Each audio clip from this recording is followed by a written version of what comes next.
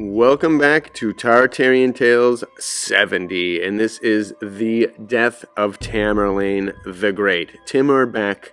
This is the Part 4 finale that some of you may have been waiting for. I don't know, I've been waiting to get it out, and I've been waiting to read it fully because I've been very excited and I wanted to save it for this experience. So here is an AI-generated image of Tamerlane just getting ready to, a warrior getting ready to part ways with his army and his people after a lifelong journey of just ridiculous savagery, brutality, and just leadership or something. I don't know what this guy stems from, if he's got divine powers, if he had something, some crazy past, some whatever, but it's always so interesting when one person can make such an impact worldwide and just all over the place, good or bad. It's always just something that's very interesting. And relating to his death, there's a lot of, I love the way they speak in the olden days, so that's really into this, but there's a lot of cool concepts and different things they talk about that I wanted to share with you, and it's the finale of the book, and it's really great. And this is pretty crazy, too. If you open this grave, the greatest war will begin. Apparently, they busted into the grave and the site of Timur Bec's burial, and he had a curse that supposedly said, supposedly the tomb read, "When I rise from the dead, the world shall tremble." Another inscription on his coffin read, "Whoever opens my tomb shall unleash an invader more terrible than I." Within 2 days, Hitler invaded the USSR or something. It's supposedly. So wow. So this is them busting into that kind of, I don't know why all of a sudden that happened during that time is very suspicious to me. And, all of this, I have no idea what's real again and not. It's all up in the air. How much can be manipulated, how much can be altered, how much can be whatever over time when they do things to alter history from a week ago.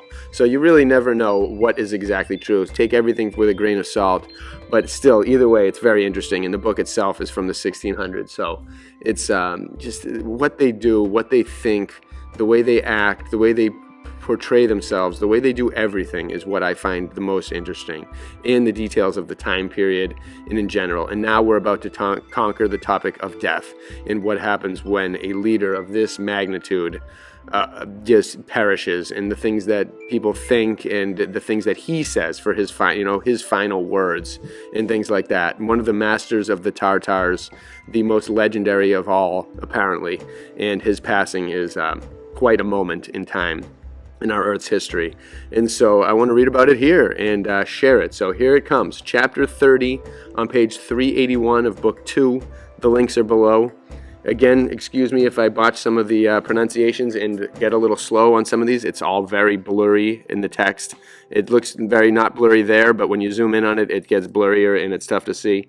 But so bear with me and let's go here. This is going to be a lot. I'll chime in from time to time. Again, all very cool. So many different avenues of thought to explore from what I read. And so it begins in a beautiful way. Here we go. Timur's death at Otrar, or Otrat, or something. Again, I can't totally tell. The Alcoran remarks that God created the world for the sake of man, but man for his own service. Great line to start off right away. By this, we see that the dignity of the human soul is too great to remain forever in this material body, and that so pure and excellent a being can't find satisfaction but in the enjoyment of him who created it and gave it immortality. Timur, after the campaign of 7 years in which he conquered almost all Asia, turned the whole of his ambition towards the establishing of justice in the world, informing himself of the state of his subjects and redressing all evils. If they were oppressed by tyrants, he did them justice, and if in poverty, he enriched them by his favors, and by this means rendered the world flourishing and rejoiced the people's hearts.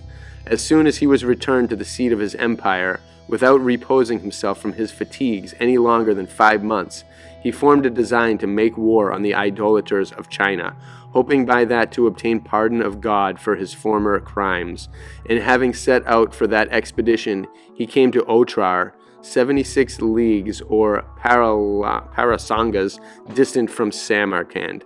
So very intense that it's describing him, again, it's just a paragraph, it's just a writing in a book.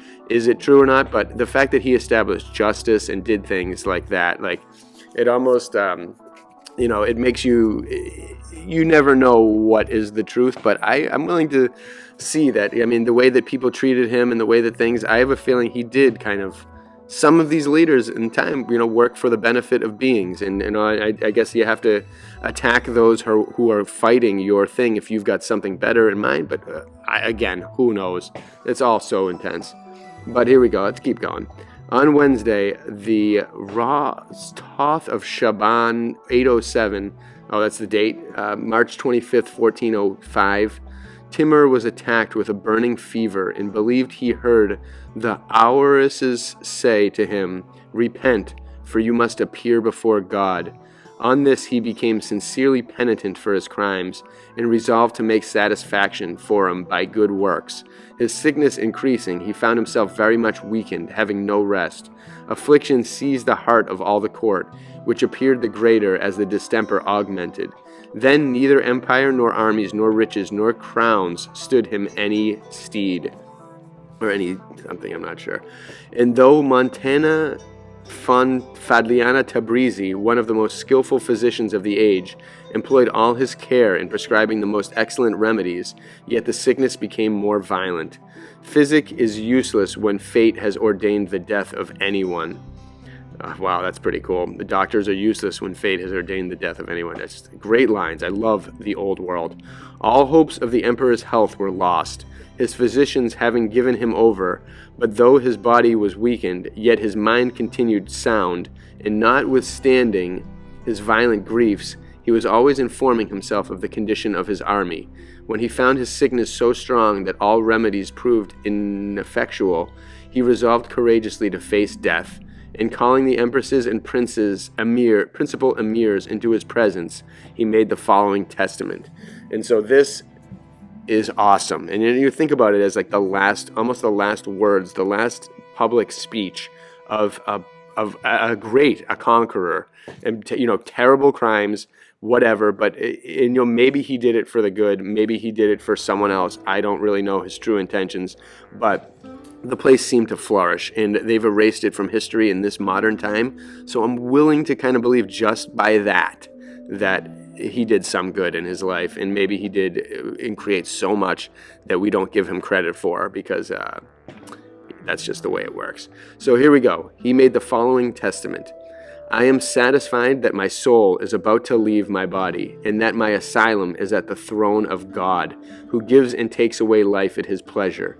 I beseech you to utter neither cries nor groans at my death, and instead of rending your garments and turning to and fro like madmen, pray to God to have mercy on me. Say Allah Akbar and the Fariha, that my soul may find comfort. Since God has so highly favored me as to enable me to give laws to the earth, whereby as present, through all the kingdoms of Iran and Turan, no one dare encroach upon his neighbor, nor the great oppress the poor. Wow.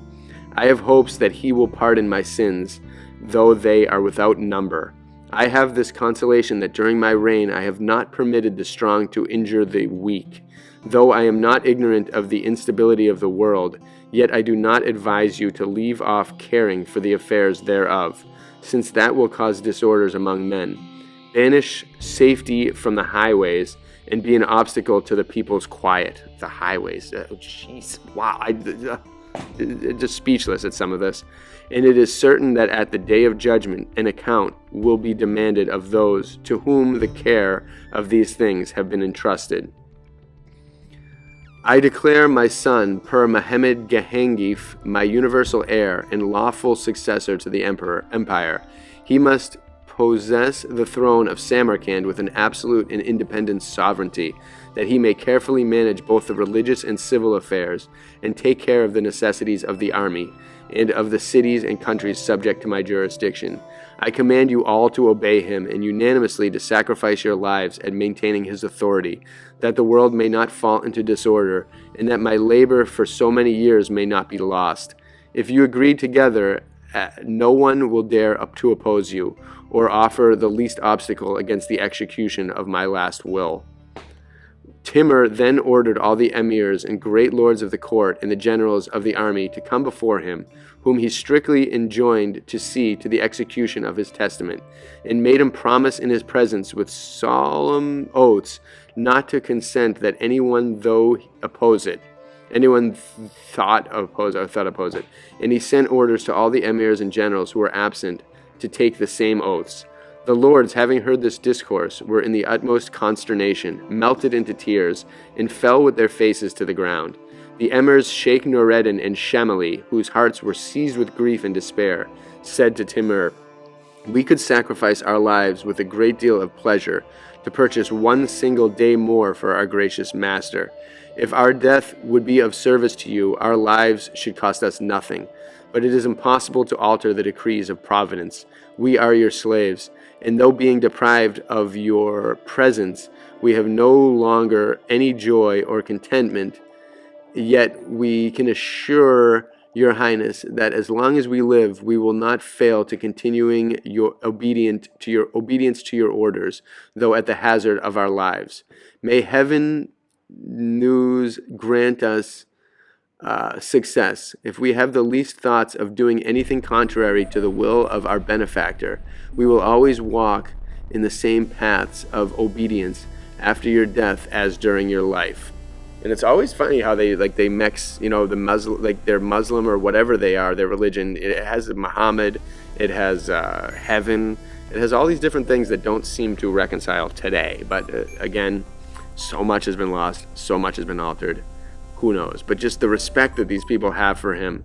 And I love the fact that he seems to have helped the common man, helped the weak, and it tried to even out people. He didn't try to just go with the rich and do it. That's probably why a lot of the rulers that were corrupt, when he came, maybe that's when he came to them, and they'd fight him, but then they'd give up, and because they knew maybe Tamerlane was representing the power of good, and knew he had to do some bad and had to will some bad upon certain people in order to make better good. I'd love to have been in his head and see his vision for the world.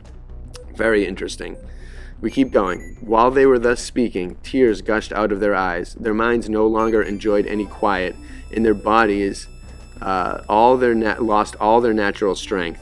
They told the emperor that if he pleased, they would write to the Mirza Khalil Sultan and the emirs who were at Tashkent to come to court, that having the honor to see their master's face once more, they might learn from his own mouth his last will. For say they, though we should declare to him the form of your last will with all possible exactness, yet it will not have the same force on him as if they had heard it themselves.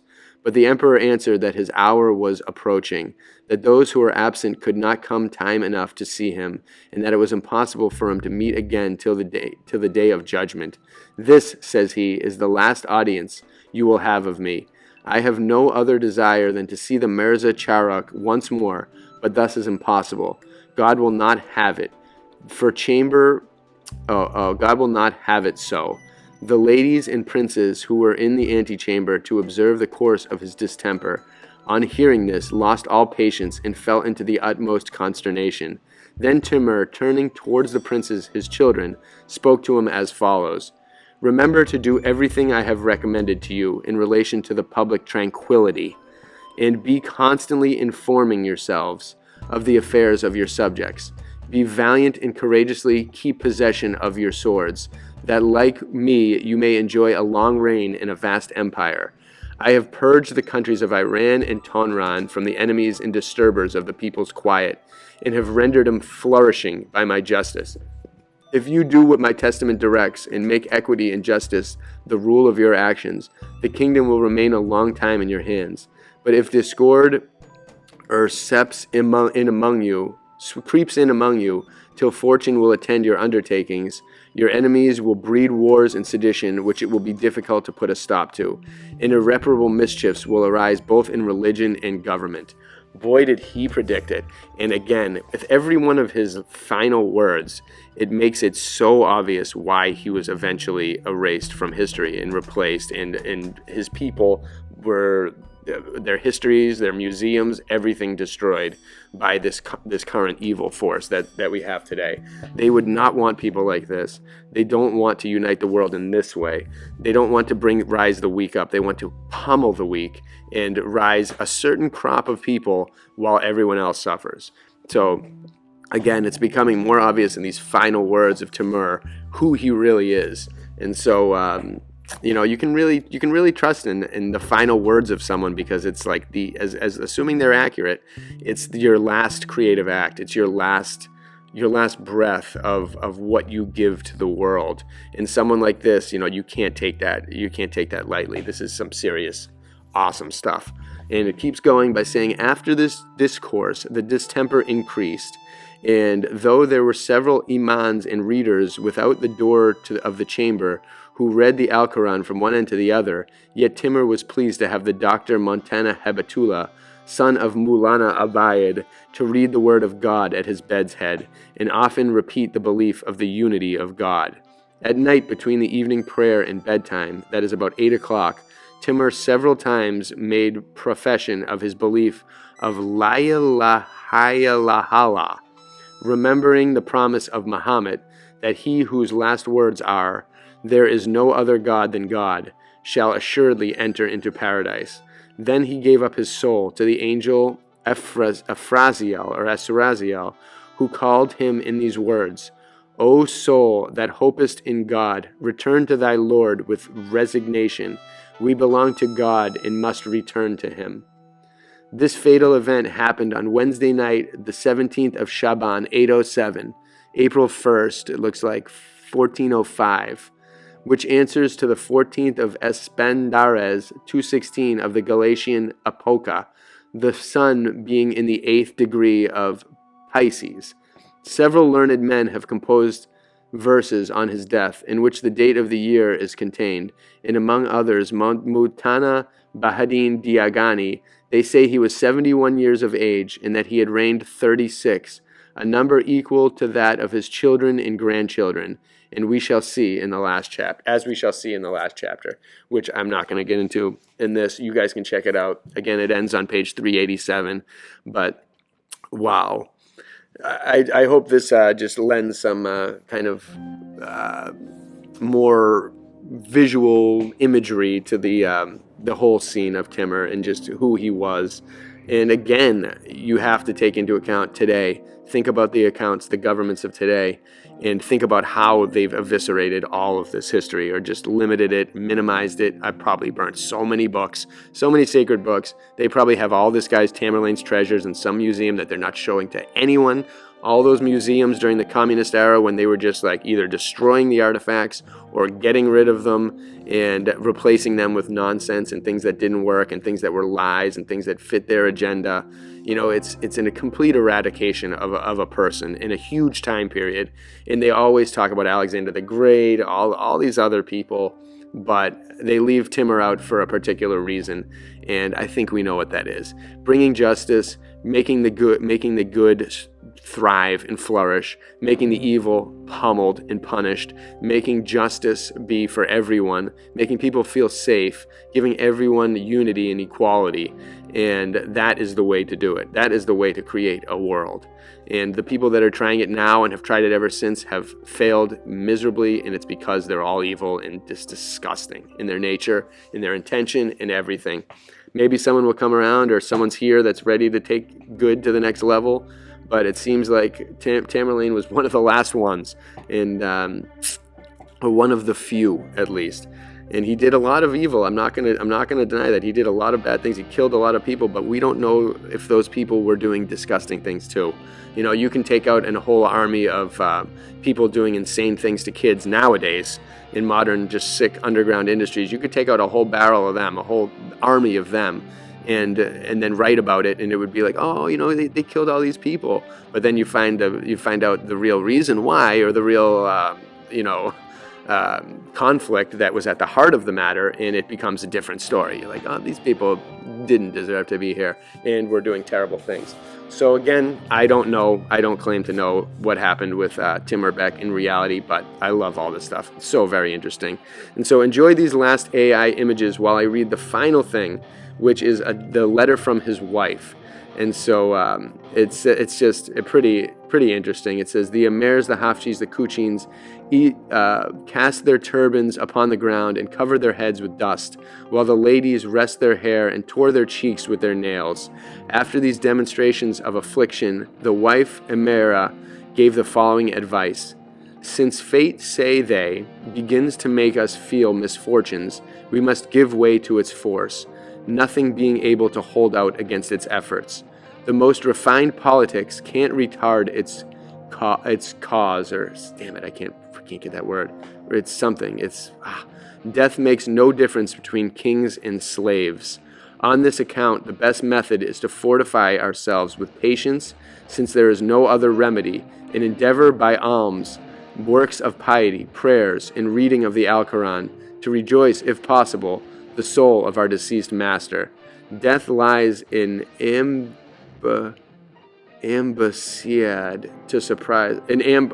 Death lies in ambushed something to surprise us. It gives the finishing stroke to all affairs, as well to the conquest of the world as to the least trifle. At least something. Jeez. No one is exempted from it, and he who never dies can't be born again. So, wow. Very cool lines. Again, just the time period is so beautiful. These people lived in a time that is so different from our modern just monstrosity, just insanity of ego, selfishness, all this stuff, that it's just, I love diving into the past, hearing them talk, hearing them speech, where they're not using slang, they're not using just crap words or abbreviations for everything. They're speaking properly, they're recording things, they're doing things right. And Tamerlane, good or bad, he provides an amazing story, and he did some amazing things. And if he is to believe to be as good as he possibly could be and as powerful as he could, uniting the world, then we need someone like that again. But to do it in a beautiful way, take out evil, make the weak strong, make the strong just on the same playing field, and unite everyone under a good global goals of not just the corruption and the evil that are trying to unite us under a new world government, something better. We all need to be united under the spirituality of our world and under the sacredness, and hopefully new information coming to light in the future about our place in this universe, in our past, underground, the flat earth, the hollow earth, whatever it is, Mount Meru, everything. All of those secrets can unite us all in a beautiful way, unprecedented. Here we go. Let's do it. Bless you all.